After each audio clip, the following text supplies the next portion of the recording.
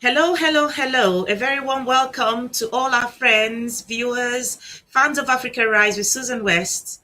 This is another beautiful Sunday, and of course, today we woke up with the snow pouring down. And I guess that's the reason why we're starting late today, because for some reason the network decided to do its thing. But our guests have been waiting in the wings patiently, kindly so. And so please remember to do the needful as you join this broadcast, which is create watch parties, share it, invite your friends to join in on the conversation of today. And of course, in our usual manner, remember to send in your comments and questions if you have any. And of course, if you haven't liked, followed, or subscribed to our channel, please do so. It is SWOB21, SWOB 21 on Facebook and underscore Susan West on Instagram and YouTube. Remember to subscribe if you're watching from YouTube. For some reason, you guys always forget to press, just subscribe. I guess because we are so excited about the conversation that we forget to subscribe, like, or follow. So please, let's do the needful. All right. Our guests have been waiting. I can see that he was on just a moment ago. So as you join, do the needful. Invite others to join in on the conversation. We will take a commercial break. And when we're back, our guests will be back on to start the conversation for today. Pleasure being on Africa Rise and the fact that you focus on African issues. And I would urge you to continue. And I hope that more and more people pay attention to the leaders that you bring to speak on Africa Rise, and that this will translate into some change for the better for our continent. Congratulations. Okay. This is your numero uno. My name is Charlie Boy, the area father. You're the very one of Africa and the president of all frustrated Nigerians. Keep it real with Susan West. Yes, these are the channel where they like to watch when I won't get sand. You know? Africa Rise with Susan West. Yes, welcome back. Apparently, we're not just having network issues here because of the snow, because my guest was here just now and then he did a disappearing act, and I know that that was not intentional. But in the meantime, the topic of discussion today, of course, is what do Ndigbo wants? Biafra, Nigeria, president of Igbo extraction or restructuring into regional government? Because for some of us, we're a little not sure as to what the Igbo people of Nigeria really want, because some people don't care about, the people crying out to leave Nigeria. Others do. And so many different. So today we're going to have someone who is very well versed in the things of the Igbo people, the Igbo land, and so on and so forth. He's got his own YouTube channel, of course, and so he was here just a moment ago. Hey, Glory, Gratian, and welcome.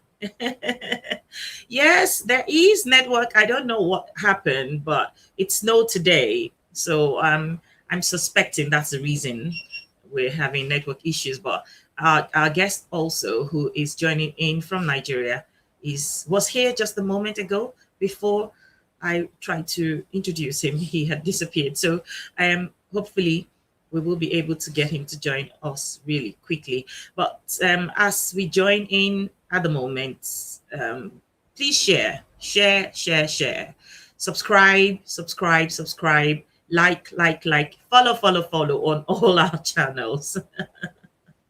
Yes, so what does Ndigbo want? What do they want? Do they want Biafra as a country? Do they just want a president who is from the Igbo speaking, extraction of Nigeria? Do they want us to return to regional governance, or would they want to? Is that what they want? So today we're going to rub minds and see and get to pick on the brain of our guests to see where they stand. CO joining from YouTube says Igbo wants the ability to progress. However, it comes. They don't know that Nigeria as a whole can never. They don't know that Nigeria as a whole can never work. It is meant to be a broken country. That is your opinion, CO. As we go on, many more comments are going to come in. We're going to, it's going to be a very, to an extent, I think it's going to be a conversation that is going to be hot because this is a very serious topic and it is sensitive. I know my Igbo brothers and sisters are quite sensitive to these kinds of conversations. So thank you for your contributions. Please keep it coming, keep it rolling in.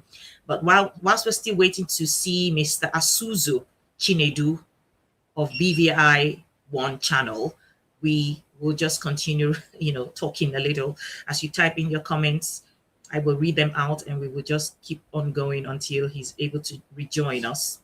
He was here and he waited over 30 minutes for us to fix our network problem, and now he's having his network issues as well. So yes, for CO believes that Igbo people just want a progress, and that's not too much to ask for. However, it comes.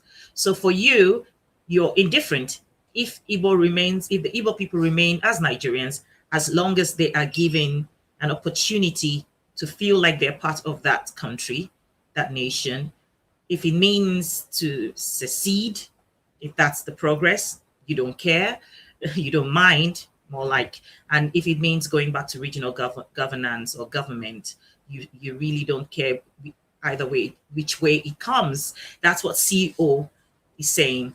And Glory Gresham says the Igbos are diversified. They should be allowed to venture and serve in paramount roles. Isn't it sad that nobody should be allowed? Everyone should just have a right. If you're a Nigerian, we should all have the power and equal opportunity, basically, as Nigerians, we should all be given equal opportunities, equal chances to bring forward our best foots so that, Nigeria can benefit from the best brains, best minds, best hands, and the best people. We're very talented people all around the world. But when we go back home, it is a situation where, it's not necessarily the best people that are put forward to handle the affairs of the nation. It is man, no man, and tribal. And most of the time, in this regard, the Igbos are always underlooked or underrated or never even tried. Not underrated, so to speak, in my opinion. It's to an extent, it's some level of fear, trepidation for the Igbos. So keep it coming. And I do hope that Mr. Asuzu will be able to rejoin us really quickly, because the intention was not for me to run commentary on this topic. I will not be able to do justice to it as much as he would or he could. And CO says, why is this topic so sensitive to Nigeria when Boko Haram kills so many? People don't blink for the North, but Igbo self-determination makes everyone just lose their minds, get upset. Absolutely, it's not supposed to be a sensitive issue, but Mr. Asuzu is back, and I'm so glad that he's able to rejoin us. I will quickly add him to stream, and let's begin this conversation with him. Welcome back, Mr. Asuzu. Thank you very much. Sorry about the network. It's been crazy. So just before you rejoined, I was just talking and trying to take comments. And of course, this CO who is watching from YouTube says, Igbo wants the ability to progress. However, it comes. They don't know that Nigeria as a whole can ever work or something like that. It is meant to be a broken country. And Glory Gresham says the Igbos are diversified. They should be allowed to venture and serve in paramount roles. Now, let's start this conversation today by, the topic that we have picked, which is, what do Ndigbo want? What do Ndigbo want? Do they want to do they really want Biafra, or do they want a president from the Igbo extraction, or they just want us to go back to regional governance? What do the Igbo people of Nigeria really want? The Igbo people of Nigeria want freedom. Freedom is basic. And not just Ndigbo, but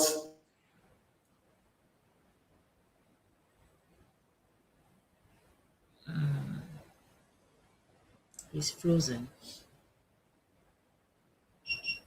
Network. Bear with us. This is beyond our control. Yes, so while we're waiting again to see how he's able to, unfortunately, that's what happens when you're live streaming. It's not a recorded program. So I go ahead to take WSR1 TV says Igbos are the endangered species in Nigeria. Igbos simply want equal opportunity as against marginalization, which had become our fate following Biafra War, which is why Igbos want to opt out of Nigeria. Absolutely. And Helen D says, I think every Nigerian at this point wants freedom. And I will not shy away from saying that in reality, that's the truth. But because we do know that a big price will be paid. It will take a heavy toll on us. But the truth is, every single one of us as Nigerians want freedom. The fear is, how are we going to go about attaining that freedom that we so seek, So it is indeed true that Igbos want freedom, but there are other ethnic groups in Nigeria too who want that freedom. But the fear is, how is that freedom going to come about? We have never been at any moment in our history as Nigerians at a point where it is so in your face. It is so glaring to you that the foundation on which we stand is so shaky and beginning to look like things are falling apart, even though the discussion today is about the Igbos of Nigeria, I can't help but make reference to the fact that just a few days ago, I had Omoyele Showore on this program, and someone made a comment, asked a question about someone called Mr. Igboho, and I didn't know who Mr. Igboho was or is. But after the program, I went on to research about who this Mr. Igboho is so that next time I know better. And then I realized what was going on in Nigeria, in Yoruba land with Sunday Igboho. And of course, when you begin to hear and see agitations from the Igbos, from the Yorubas like this, you can't help but think, what else is there left? I mean, it wasn't so long ago, it was the Niger Delta who cried out and cried out and cried out, then the Igbos, because of course, as we went on, it wasn't getting better, How can you be a citizen of a country that doesn't give you or allow you to thrive, even though, I mean, in my opinion, if it was a fair playing ground, the Igbos have the capacity and ability to make Nigeria, a place to want to be, to make Nigeria the Dubai of Africa, yet they're not given that opportunity to do so, And so, yes, Mr. Asuzu, I do hope that you're able to join in really quickly again. I am not happy that this network is trying to mess us about, because I have been following Mr. Asuzu on his channel, and I know how eloquent and how knowledgeable he is on these issues, and he would have done good justice to it. So let's keep the comments coming in, please. And of course, remember, as you are watching, if you're watching from YouTube, subscribe. And when you do, please press the bell button. and like and follow us on all our channels. CEO says we have to talk the truth. Certain things that the North has succumbed and allowed to become irregular is something the South is not okay with at all. I also listened to a broadcast by, Nnamdi Kanu today, just before I came on air. Someone had forwarded that to me, and he was giving a little bit of a history on how the houses were colonized by the Fulanese, and he made mention of so many things that a lot of us overlook. We don't pay attention or pay mind to these things, but then when someone raises the topic and you go, oh wow, yeah, because it didn't just occur to you that has been the situation. Things like conquering certain areas. I, for one, was someone who didn't really care who is from where and who lived where. But after watching videos of young girls being raped in farms in the East, in the West, the people who look like the herdsmen filming themselves, taking turns, committing sacrilege, killing, maiming, raping women. Who is supposed to sit down, fold their hands, and just allow these sort of things to happen? And we have a federal government who have absolutely refused to come out and speak against these things. Why? Because the person in position of authority as a president is from that part of Nigeria where these people are supposedly from. That is not leadership. That is not leadership. CEO, you're crying.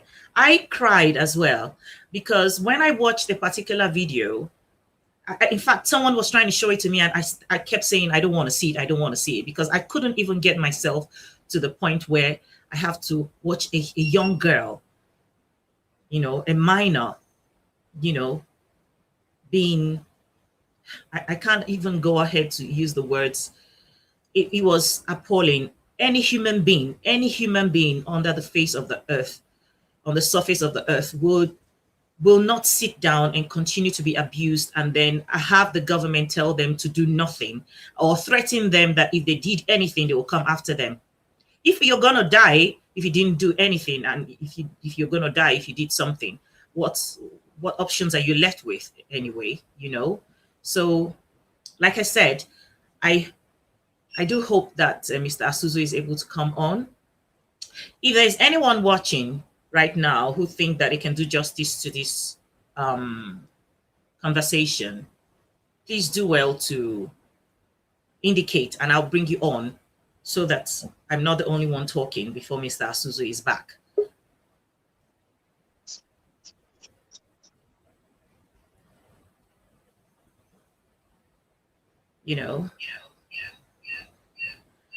So if anyone is able to do justice to this topic, please indicate by commenting, and I will bring you on. Mr. Asuzu is really having technical problems coming back on. Just indicate and I will forward a link to you to come and join me here and discuss this topic. Send me your comments, questions, We have loads of people who are watching, but we usually don't see them fully here. So create watch parties, invite your friends, subscribe, like, and follow us.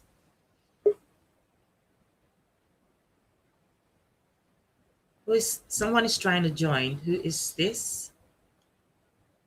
It's cut out again. Okay, I think he's trying to join from a different system. Okay, give me a moment to take one more commercial break so I can have a moment to find out what's going on with Mr. Asuzu's network. This is Femi Anikula Pukuti. You're watching Susan Rice on African West. Keep watching. I urge all of you who know what it means to be African, all of you who may not know what it means to be African, all of you who are on the journey of awakening, all of you who need enlightenment and continued support to tune in to Africa Rise with Susan West. And to you, Susan, as a mother, I want to thank you for all the great work that you're doing to uplift us, to continue to engage us, to inform us, and also challenging us to engage in those conversations, difficult as they may be. You are taking us there. So Susan West, Africa Rise, keep up the great work. Africa Rise with Susan West. Welcome back. And we're still waiting for Mr. Asuzu. If for some reason we're unable to get him back on, I'm going to do something differently than we usually do, which is by the time I'm done talking and no one else is able to join me to throw more light on this conversation, I'm going to have him come on and we'll just do a recorded conversation, which I would then rebroadcast. If we give a few more minutes and he's unable to join us, that is what I'm going to do. So a few more minutes and that will be the next option, because this is something I really want us to rub minds on. So please continue to send in your comments. It will help me as you're sending in your comments to, run commentary. And no one is bold enough yet to signify that they want to come on, or they're just camera shy. In any case, the Igbos, the few comments that have come in shows that the Igbos just want freedom. Freedom is what they want, like the rest of Nigeria, Freedom. Freedom at last. When would that be? What's the price that we have to pay to get there? We, in our parents' lifetime, most of us, they have experienced what it means to have civil unrest. And so it is something that is, we don't want to even think about.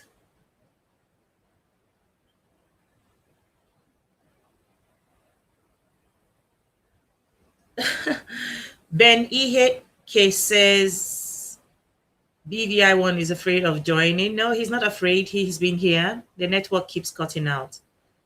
Why would he be afraid of joining? He doesn't believe in Biafra, you said? Ben Iheke. Well, I would like to hear that from him. I would like to hear him say that. You're speaking what you think that he thinks, or it's quite funny. How well do you know him to know that? CO says, my parents were traumatized by the war, but I never knew it until I was older. Absolutely. That's the thing, because Nigeria have experienced once civil war. It was even difficult for me to call it that. And I will tell you that even though I wasn't born then, my mom had shared her experience with me, and that is not something any normal thinking person wants to experience ever again. WSR1 says, One TV says, Igbos have already paid the price of freedom and certainly shouldn't have been let go. Right. It's really something that nobody wants. But I'm thinking, who is actually failing Nigeria at the moment? Who is actually failing Nigeria by allowing this sort of people, to continue to get themselves into positions of authority? People who don't care, people who don't know how, people who are religious bigots, people who are tribalistic, ethnocentric, people like that. I mean, we should have gotten to the point where we know we should do better, because the truth of the matter is we could have still gotten someone else who is from the north, and it wouldn't have been like this. It would not have been like this. If you got someone who is fortified, sophisticated, educated, and have the guts and courage and have Nigeria at heart. Because apparently what's going on in Nigeria with lack of leadership to handle the, situation so that it doesn't get out of control is just, you feel like the person actually wants Nigeria to disintegrate. All the pointers are there. When these Fulani headsmen, whether they're Fulani headsmen or just headsmen, or whether they're from Chad, whether they're from Niger, I mean, why can he not, the president, why can he not speak against what is going on?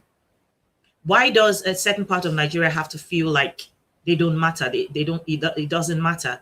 The other day, in fact, I read that Miyetti Allah was going to be paid, is 100 billion naira, 100 billion naira, so that they can stop kidnapping.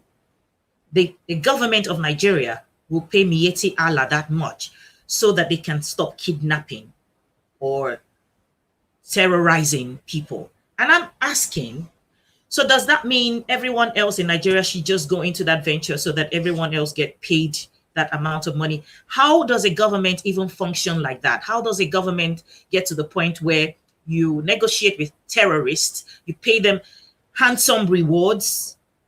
Literally, you're just encouraging them to keep doing it. Or else, unless, of course, you are a beneficiary of what is going on as far as, this terrorism that is happening in Nigeria. CO says, BV won't believe in Biafra. Lol, he laughs. Every Igbo believe in Biafra. They just don't want bloodshed again. And it was a genocide, no be civil war. 300,000 Igbos were killed in 1 month, prompting self-determination. There you have it. Theodora Igwe says, as an Igbo, I can tell you that although we would prefer an Igbo president, anybody who is competent enough should just come and fix the problem. That's brilliant. Mr. Asuzu is back, and I do hope that this network will let us. Mr. Asuzu, please go ahead and continue from where you stopped.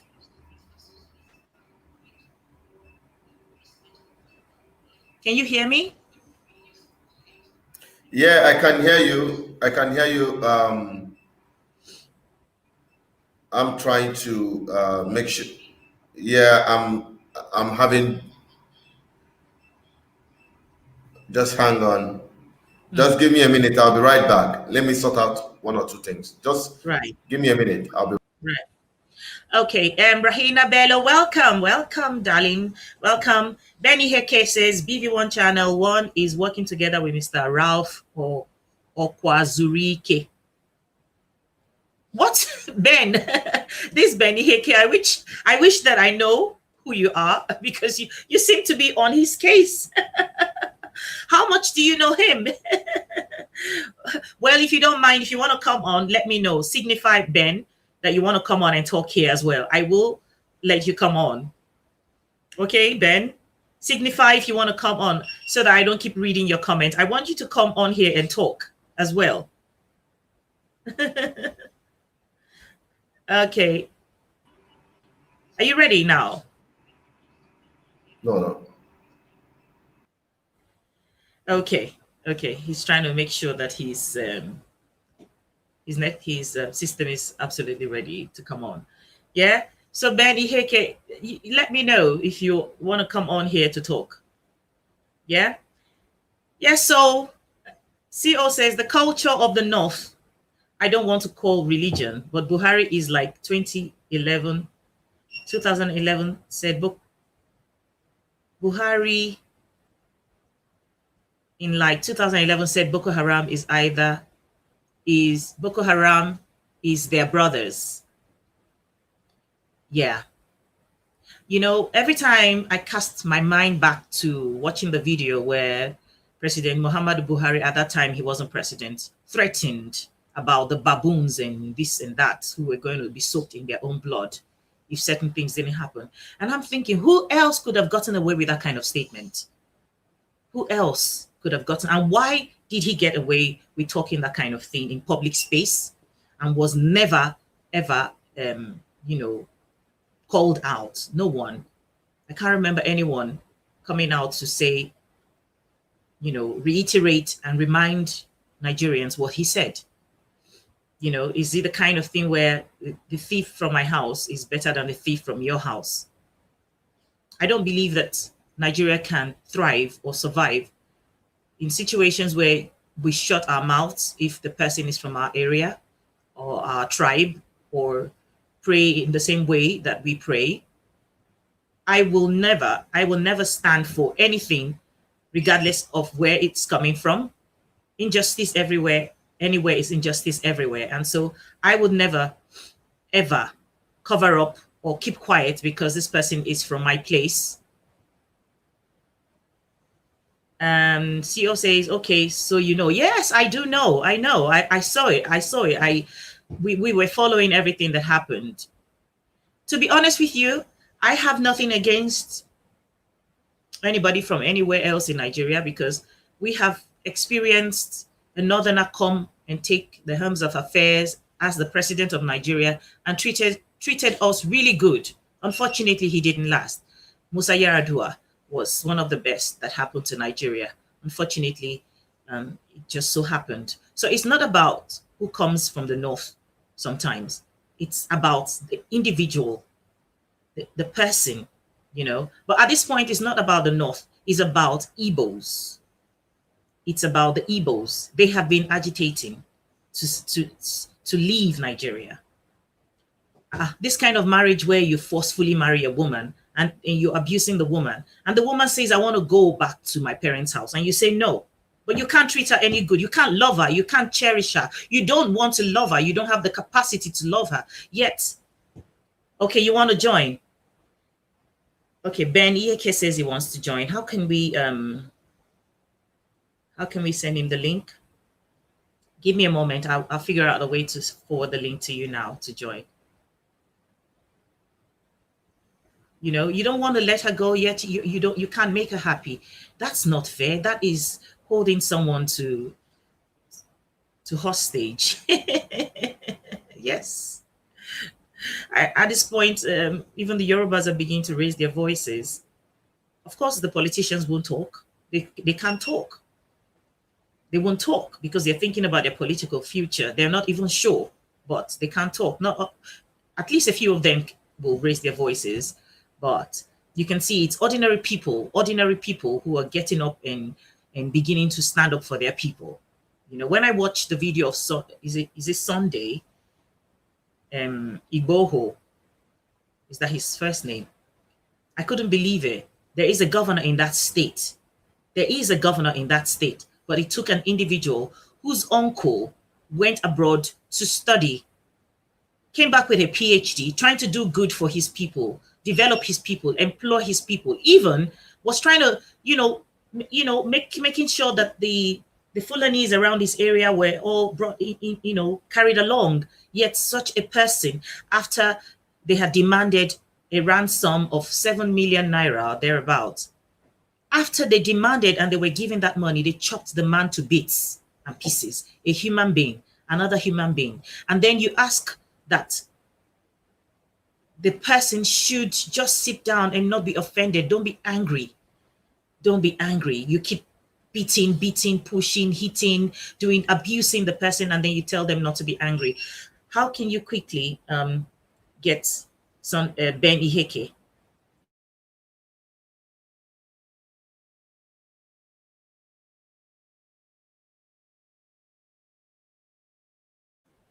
Okay, Ben, quickly look at the screen. You're going to find our email address.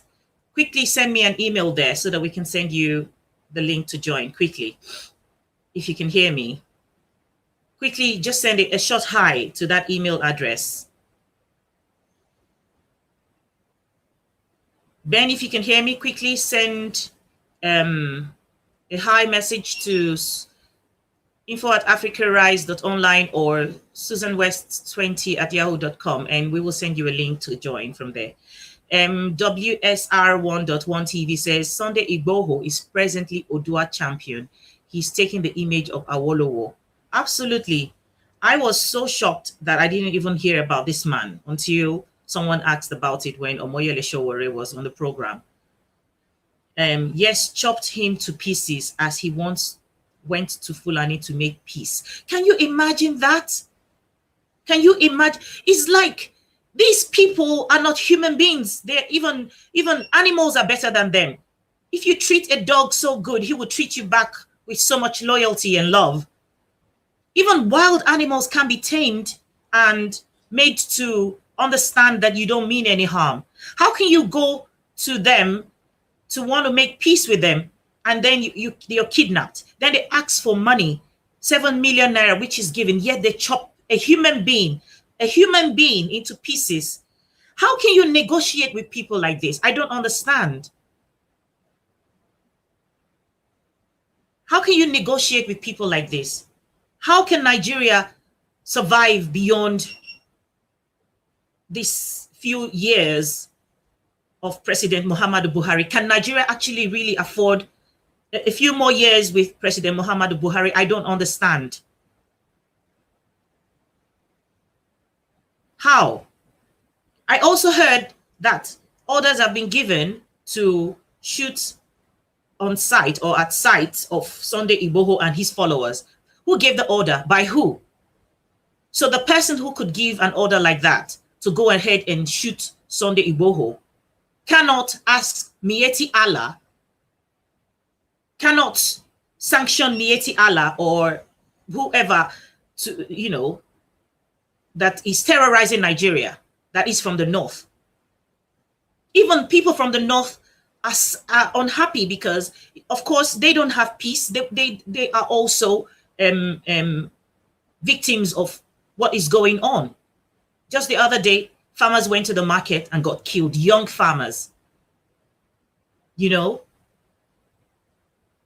How dare the president of Nigeria just sit down there feeling like a god, and everyone else, 200 million people, will just be so afraid of him. Why? Because he controls the army, because he's ruthless, because he doesn't care he doesn't respect the rule of law.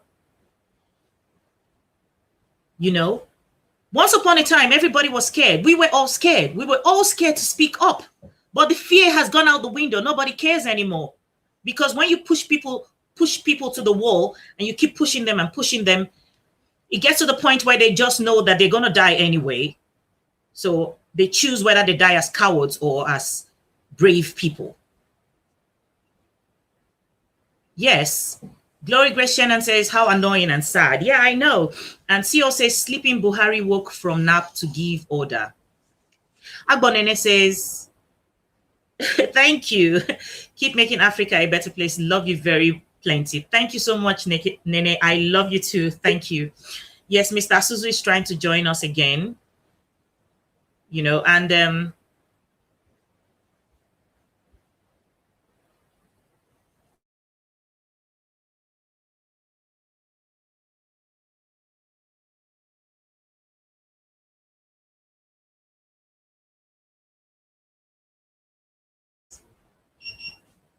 okay, Mr. Asuzu, welcome back. Thank you very much. It's a pity that this is what's going on. Please just continue from wherever you remember that you stopped. All right. We're talking about you asked me about what the Igbos want, right? Yes. Okay. The Igbos want freedom, just like I said earlier. Freedom is relative. What kind of freedom do Ndigbo want from Nigeria? They want economic freedom. They want political freedom, social freedom. All of this cannot be guaranteed in Nigeria today. From economic freedom, look at our people who are into commerce and industry. We don't even have, because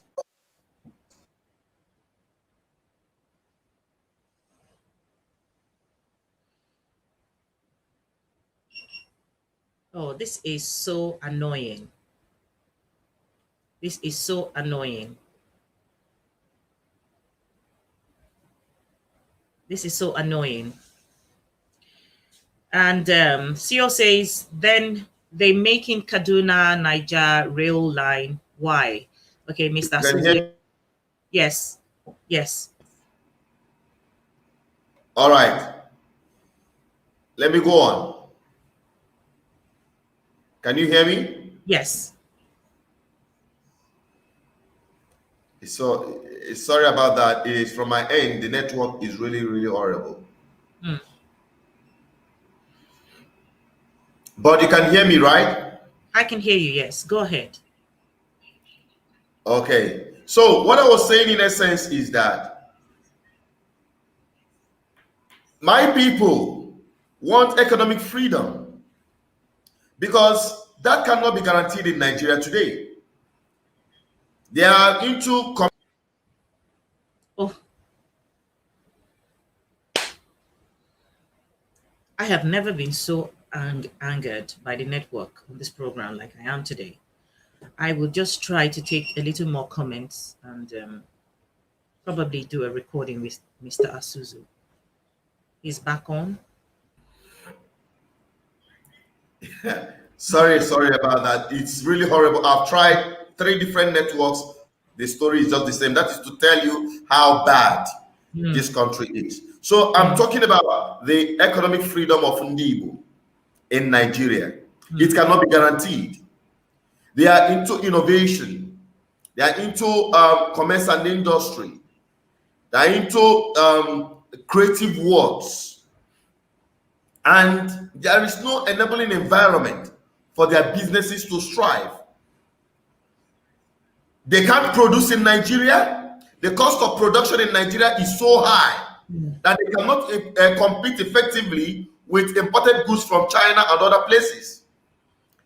That's why they massively leave what they can produce in Nigeria in their homeland and go all the way to China and other countries to produce these things and import them.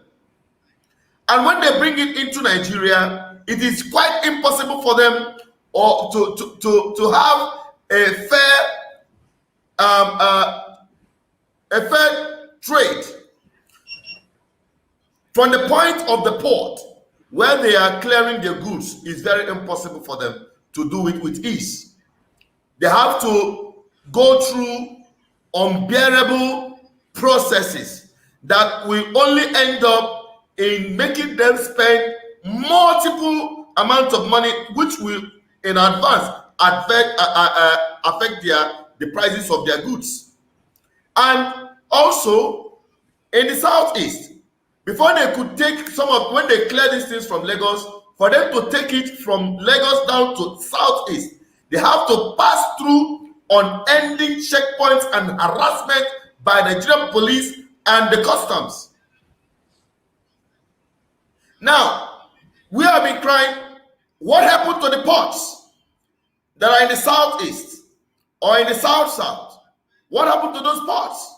Whereas they are busy constructing dry ports in the north and destroying the ports and making them inactive from the south. So all this is frustrating an Igbo man to be the best he could be, to attain his or optimize his potential when it comes to trade, commerce, and industry. It's frustrating. Okay, if you go to Aba people are producers. They produce a whole lot of things. But go there, you see the dilapidated nature of facilities. Talking about power, I spoke with Bart in Naji. He set up geometric power plant there. Do you know that because someone in Abuja has sold the right to distribute and generate power in that area, that place has been running down.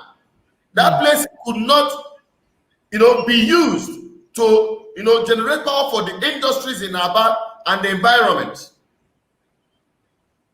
and thereby frustrating businesses there. What about we talking about social power, social freedom?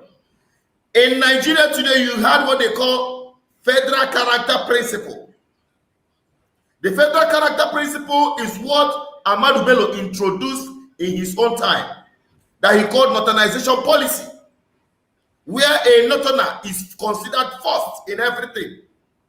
First in recruitment, first in education, first in appointment, in virtually everything that government got to do. Ahmadu Bello said it is first. And today, that northernization policy of Ahmadu Bello have been baptized to become what they call federal character principle. That is the reason why a child from the southeast will require 200 and something marks to gain admission, whereas his counterpart or her counterparts in the north will not be able to make up to 10 or 50 grades mark, and yet they will be given free education in the same country. And at the end of the day, you will see someone who had first class coming to work under or be a subordinate to somebody who came out with lower than second class in Nigeria because of what they call federal character principle. They have killed merit. They have killed merit in this country. In appointment, in recruitment into security offices, you will see that Nigeria have made northern Nigeria preponderance over the rest of other Nigerians, especially the southeast. Our people demand freedom, social freedom from all this madness, so that a child from the southeast, an Igbo child, will be able to optimize his or her own God-given potential without any form of restriction in the name of federal character principle nonsense. What about spiritual freedom? Our people are being gagged in the north. They cannot freely worship. Go and see what is happening in Kaduna. Go and see what is happening in Kano. Go and see what is happening in the northwest, west, and northeast. Our people are afraid to go to church. Our people are so afraid to express their faith without being killed. That is the problem. Our people need freedom from all this, and yet you call it one Nigeria. So what they are supposed to have equality in expressing themselves in all of this. Now, political freedom. We are not able to choose our own leaders. They will go to Abuja and be doing all manner of nonsense. They say Abuja endorsed this person or Abuja endorsed that. Now, governors of the southeast are made from Abuja, and they are loyal to Abuja. They will never be loyal to the people. Likewise, not just the southeast. We are not the only ones suffering this. The south, they are suffering it. The southwest, they are suffering it. The north central, they are suffering it. Every part of Nigeria is suffering the same madness of Nigeria. That's why I keep saying that Nigerians are victims of Nigeria. Okay, look at the anti-open grazing bill we have been pushing for, which is part of our customary law. Before Nigeria was created, that law had been in place in our homeland. You don't allow animals to go and graze the people's land. It's an abomination. It's a sacrilege in our homeland. But today, you see people running riot, feeding their cattle with farm produce. Go to the farm, they will no longer graze on the leaves. They harvest the yams, cut it into sizes, and feed it to their cows. Any farmer that comes up to confront them is either maimed or killed, or even kidnapped and ransom demanded. Yet, governors of the southeast, pretend as if to say they have not seen or heard anything. This is why the Igbo man is agitating for freedom. Freedom from all these things I have mentioned. Right. If only we can be guaranteed of this freedom, then there will be peace. Right. So, and another thing you must understand, because I heard you mention something about Igbo presidency. and the Biafra, what do we want? Biafra is an ideology. Biafra is also a territorial enclosement of a nation. And Biafra is a people. So, and to get Biafra as one thing you have to understand, Biafra as an ideology is that it has come to stay. Nobody can change that. Even if you wipe out the entire generation of Biafrans today, roll up one man, that ideology has come to remain. It will still resurrect. It's an ideology that no man can kill. Then going over to Biafra as a people, we the Biafran people, we are living in Biafran land. I'm a Biafran and I'm living in Biafran land. Nobody can change that. Nobody can change that identity away from me. Nobody can make me accept what I am not. The truth is that I am a Biafran before Nigeria was even created. All right. Now, Biafra as a people, we are here in Nigeria. We are entrapped within Nigerian territory.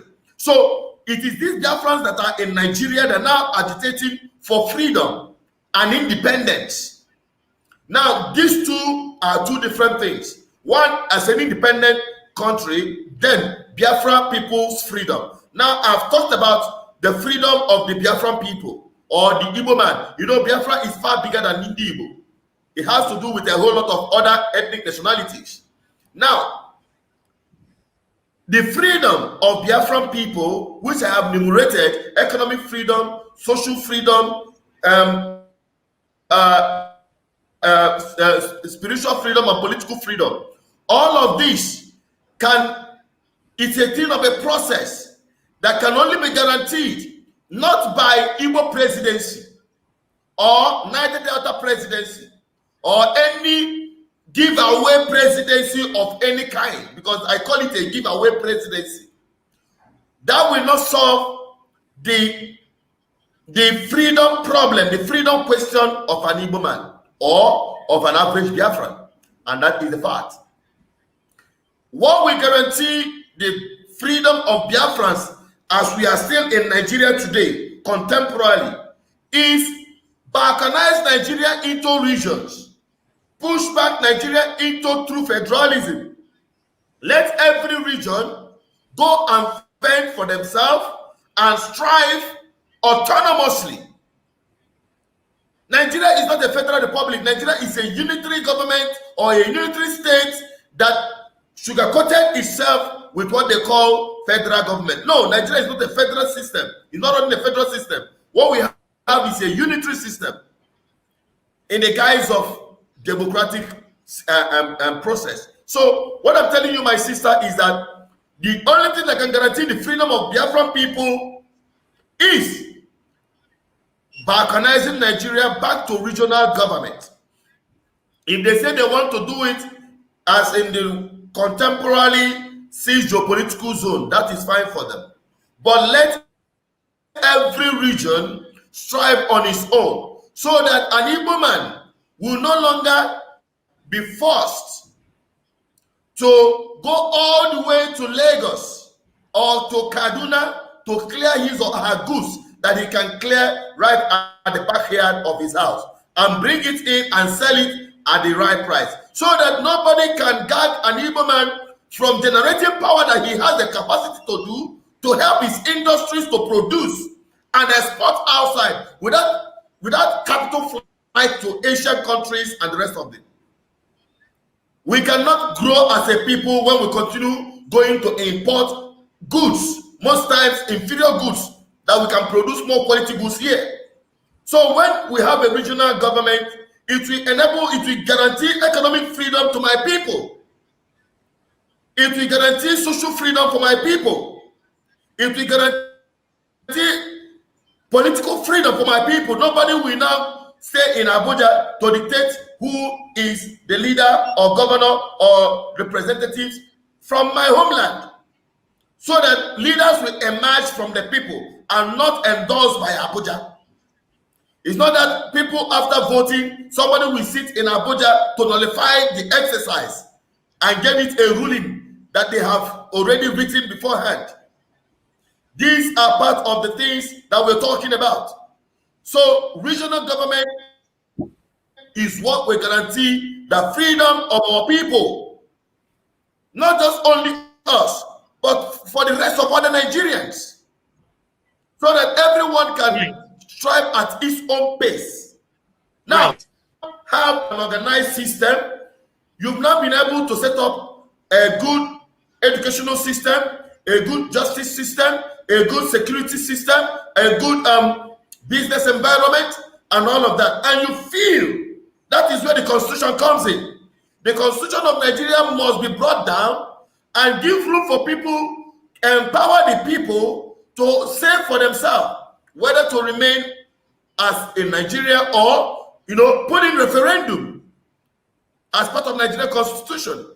So that if the West, having considered themselves that, listen, we have done this regional stuff and I don't think we can continue. Yes, Nigeria is wonderful that we have been with you, but we want to go our separate way as an independent country.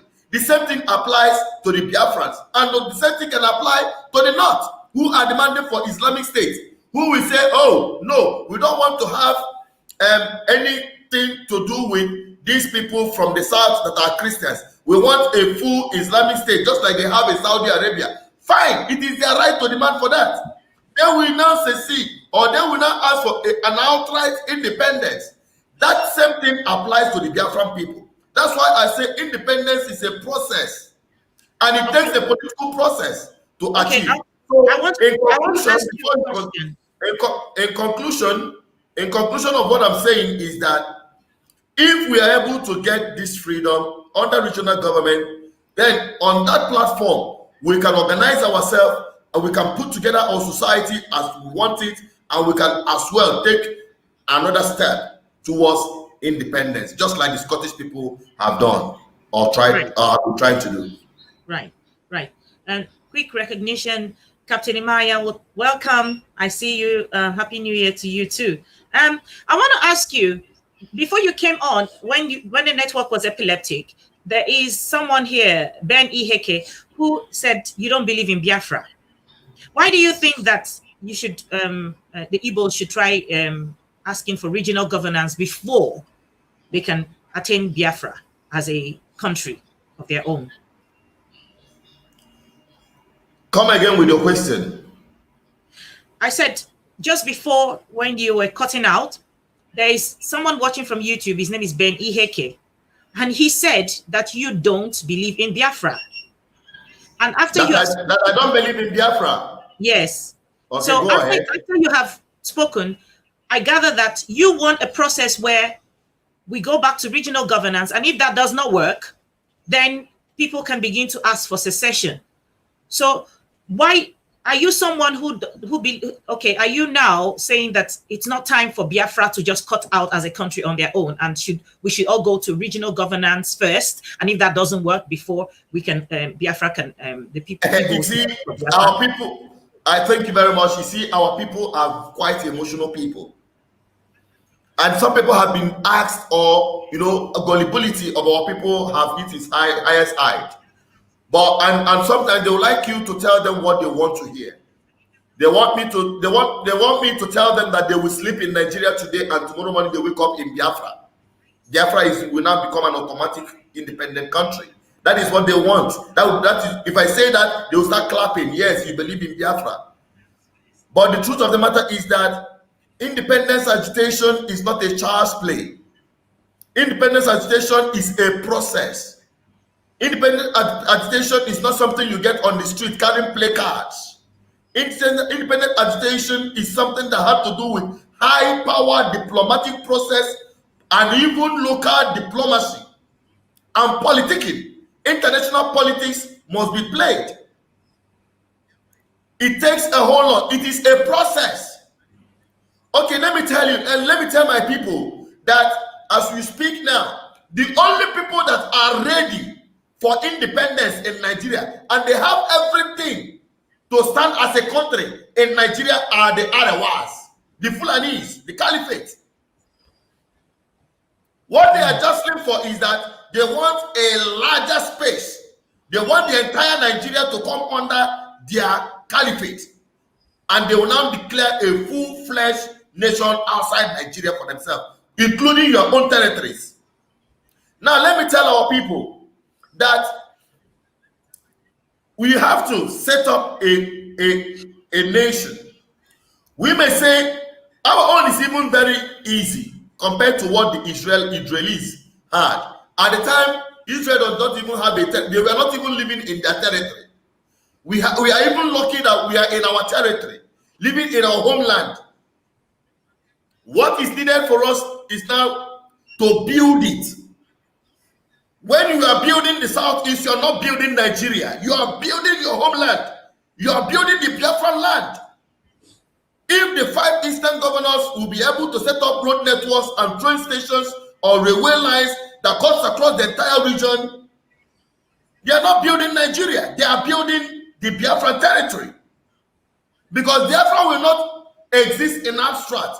You are not going to import something else to call Biafra tomorrow. It is still the same people and on the same place that will be Biafrans.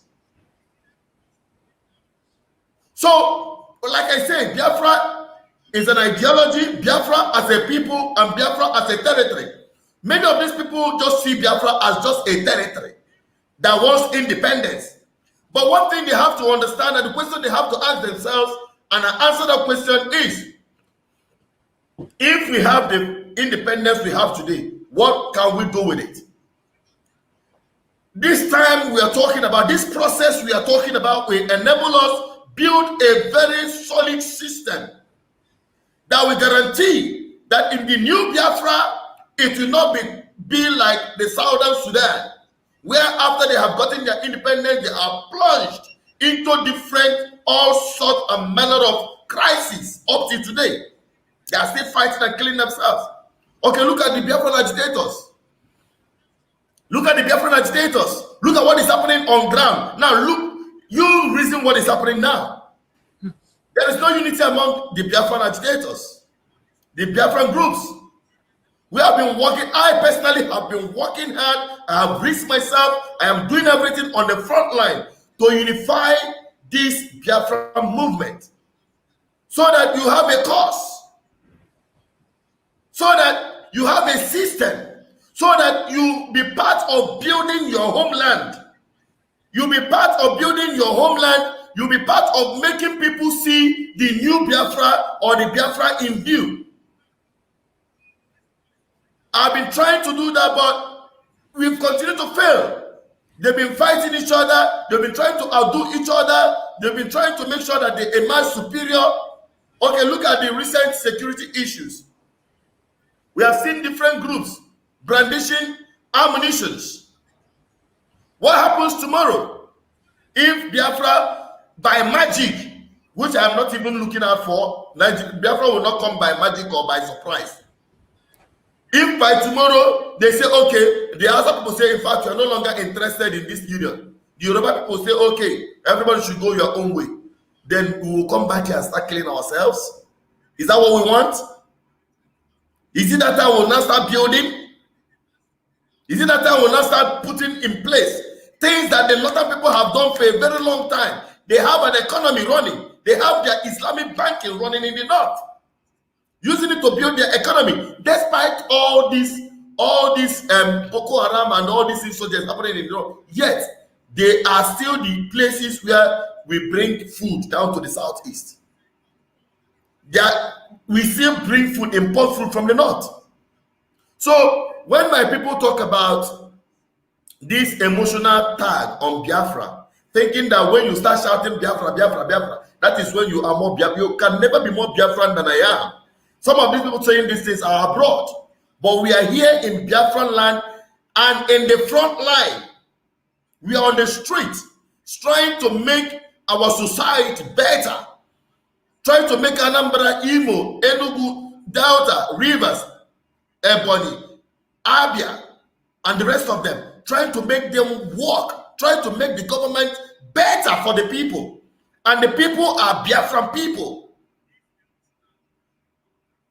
So my people should understand these things, that We are not here for emotional jamboree. We are not here to fan up your gullibility, or sometimes we are not here to tell you what you want to hear, but we are here to tell you undiluted truth. Independence is a process. It is a political process. And that process is what we are painstaking and say, if contemporarily from what we have on ground today, it will be easier for Biafran people to be free from Nigeria and ultimately have their independence if they step it one bit after the other. If you get regional government, then you have a clear coast to launch for your independence. So that is my own humble submission and answer to that. Thank you. Right. You know, when you talk about diplomacy, yes, everybody wants to be diplomatic in the ways that they find their freedom. That is ultimately what would have been an ideal situation. But in reality, it hardly ever happened that anyone diplomatically wanted out in situations like this and got it. So, especially in a situation where the political leaders of the Igbo political leaders don't seem to even get it, most of them at least. There's someone here who have written about the politicians, Igbo politicians are the problem. How do you think, first of all, what's your take on IPOB leader Nnamdi Kanu and how he galvanizes the Igbos on this in this regard? Listen, my dear sister, I discuss issues. I don't discuss individuals or group. I discuss issues. And my opinion, like I said, all pro-Biafran agitators or pro-Igbo agitators must find a common ground. That way we will forge ahead. But you see this grandstanding, individualism, trying to outdo each other or superimposing yourselves on each other or tagging every other person that has different opinion, a saboteur. It doesn't matter what group you are. Every group is guilty of what I just said now.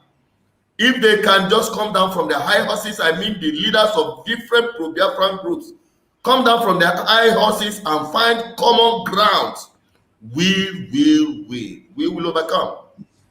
We will overcome. I agree. That's my response.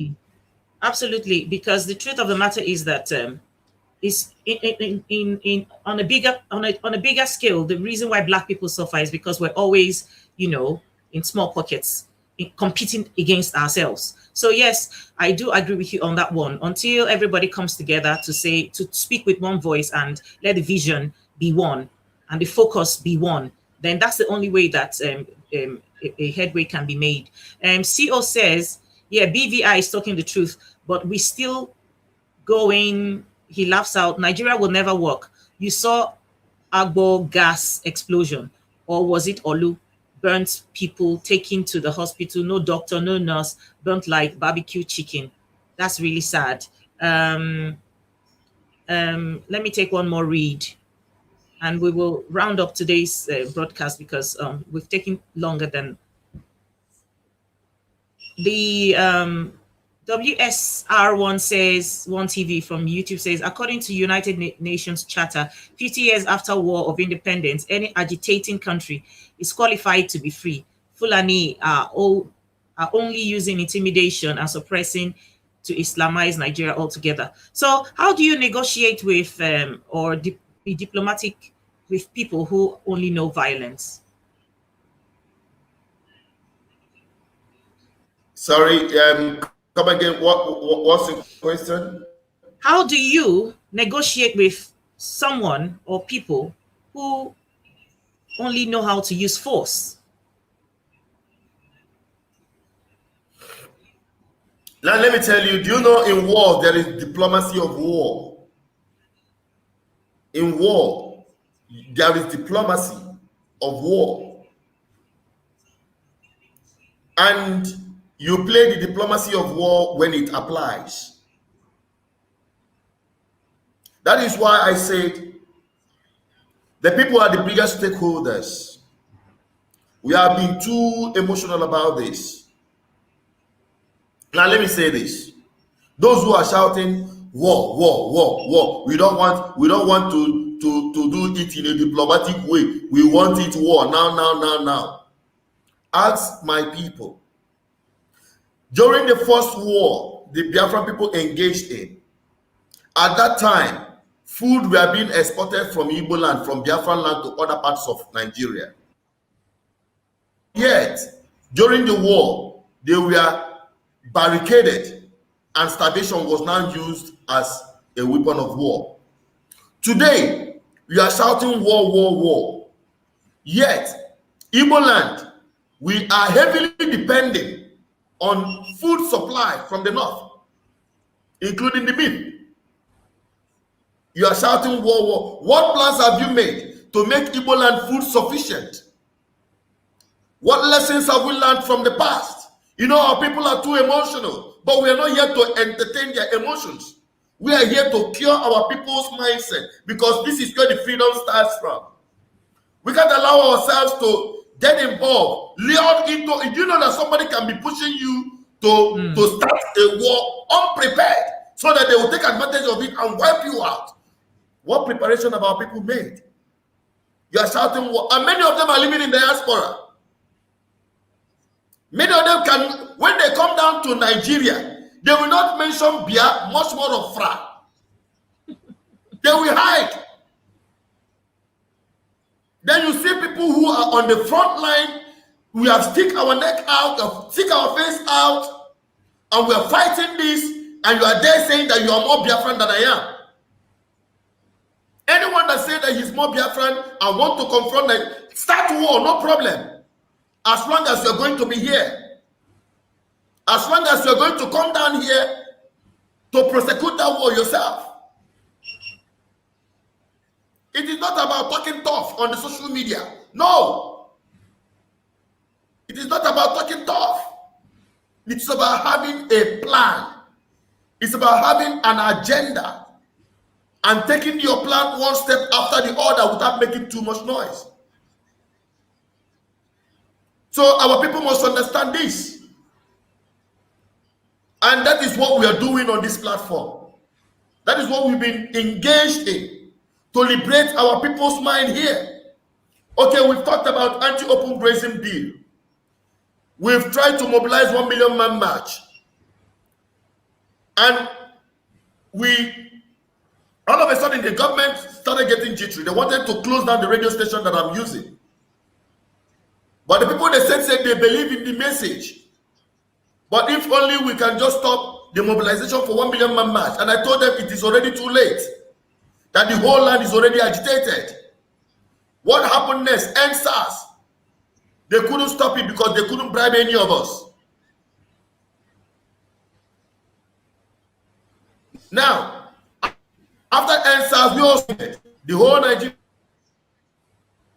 They are the ones calling and saying, oh, we cannot indulge in protest anymore. They will kill us. You saw what happened in NSAS.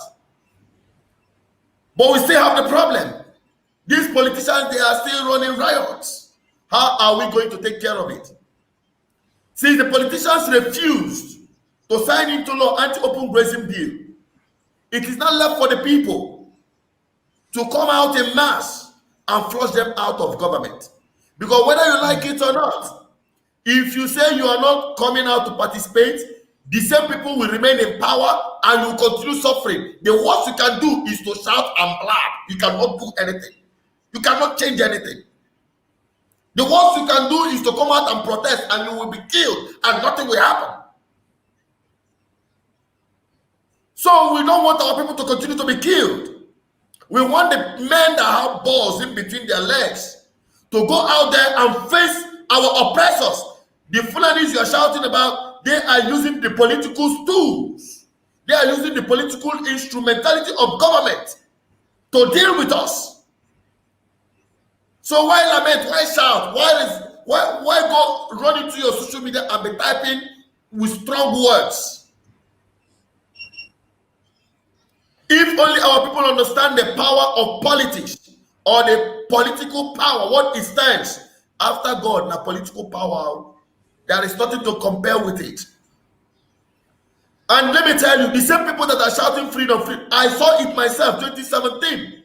The same people shouting Biafra, Biafra, Biafra will go and line up and collect money to vote for criminals to go back in power. The same people will be working as political talks for politicians. The same people who say they are suffering. So if only the people understand the powers they have and come out in mass, identify with the people. Like I was telling some people, we had a meeting today. I told them a very high-powered meeting of very few in the stakeholders that are pushing for a revolution, political revolution in Igbo land, beginning with Anambra State. I told them, as we are here, if 100 persons come into this apartment where we're having this meeting, we become powerless. They will outstage us and push us out. And there is nothing we can do about it. That is the game of politics. If only our people will identify a platform, rush in there, overwhelm them, push these idiots out of corridors of power, take the steering, and now divert it to where they are going. Because these men are taking the entire people to the middle of nowhere. We are just like a people that their destiny have been hijacked and driven to the slaughterhouse. But we have a choice to rise up, confront these people, take over the driving wheel, and push it back to the direction where we're going to. Thank you. Well spoken. It's a game of numbers. Just quickly speak to your Igbo brothers and sisters. Final words before we call it a day. Well, the words can never be final. We continue in this process every day. But the listeners, as you are going up, I want you to understand that the powers belongs to you. Enough have been said. Enough have been agitated for. Now it is time for us to engage in. It is now time for us to jump into the ring and do the fighting. Beginning with purging your political corridors, the corridors of power. Purge it from never do well of political class. Men and women without honor. Men that do not share your aspiration. Men that do not care about your suffering. Flush them out of power. Then build our homeland and secure our freedom. And I tell you, when we secure our freedom, our independence is just like this. So, my people, I encourage you, do not be dismayed, do not be distracted, do not be discouraged. Our freedom is guaranteed if only we understand the powers we have. Thank you so much for having me on your program, and I appreciate all your viewers. Thank you, Mr. Asuzu. Thank you so much. God bless. Oh, wow. Yes, we will continue in this line of discussion. We will then look for more people because this is something that I really want to keep doing, this particular topic. Mr. Asuzu have done his bit, and I can understand where he stands or where he's coming from. Of course, it's good to rub minds and of course make the best decision. Look for the best way forward in situations like this. WSR1 TV from YouTube says openly carrying weapons isn't political will, but terrorizing people into fear and submission. Absolutely. And CO says, do I'm like Ghana. I wish you could have been more specific on how Ghana did it so that we the people who don't know can know how Ghana did it, you know.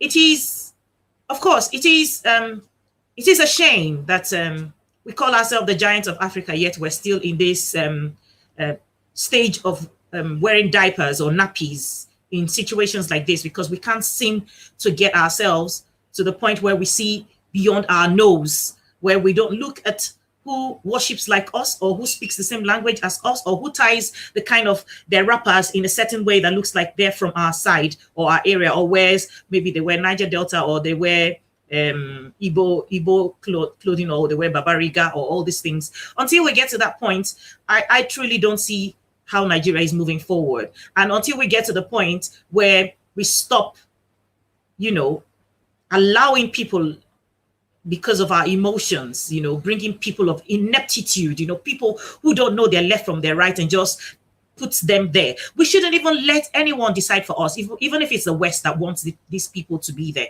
and we don't want them to be there. They cannot be there because the West will not leave their country. The people from those countries won't leave their countries and come to Nigeria and install these people broad daylight. They only play politics. We should learn to play the politics that put us in positions that we win, but we cannot play that politics if we're always divided in little bubbles of this group or that group or this group. But as far as the Igbo cry goes, 100% of Nigeria will agree with them, openly or in the secret, that it is not fair what is going on, and they must be given an opportunity to decide their fate, whether they want to remain in Nigeria or they want to opt out. Either way, it is in their hands to make that decision which way forward. And we're just here to, stand with justice and for justice, So everyone who joined us on this broadcast, please do the needful, keep sharing this broadcast even when we've come off, and like, follow, subscribe to our channel, and we will continue in this line of discussion as we go and as we find the people who will do justice to this particular topic. All right, Igbo Kwenu. Igbo Kwenu. Okay, it's been a pleasure, and I love you all. I'll see you next. At the moment, we're probably doing another Friday again. I will see you next week. God bless. Bye-bye.